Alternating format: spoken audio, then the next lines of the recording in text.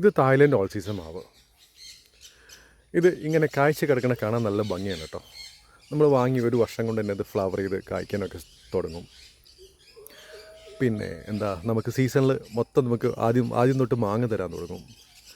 പക്ഷേ ഇത് മാങ്ങ നല്ലൊരു ടേസ്റ്റി ആയിട്ടുള്ളൊരു മാങ്ങയൊന്നല്ല. ഇത് ഒരു ആവറേജ് മാങ്ങ എന്ന് പറയുന്ന ഒരു മാങ്ങയാണ്. TSS ഒരു 15 താഴേക്ക് വരും. അത്യാവശ്യം ഫ്ലേവർ ഉണ്ട്, പക്ഷേ വലിയ സീഡാണ്, നാരുണ്ട്. അങ്ങനെ ഒരുപാട് ഡ്രോബാക്സ് ഉള്ളൊരു മാങ്ങയാണ്.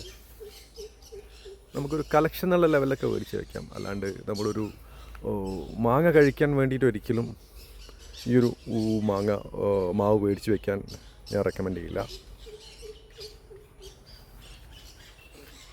ഇത് ഞാൻ വലിയൊരു മാവിൽ ഗ്രാഫ്റ്റ് ചെയ്താട്ടോ. ഈ ഒരു വലിയ മാവാണ്, അതിൻ്റെ ഒരു ബ്രാഞ്ചിൻ്റെ സൈഡിലേക്ക് ഇരിക്കുന്നുണ്ട്. അതിൽ ഗ്രാഫ്റ്റ് ചെയ്തിരിക്കുന്ന മാവാണ് കേട്ടോ. ഏകദേശം ഒരു 4 വർഷം ആയി നമ്മൾ ഗ്രാഫ്റ്റ് ചെയ്തിട്ട്. നല്ലപോലെ കായ്ക്കും കേട്ടോ, അടിപൊളിയൊരു കായ്ക്കും.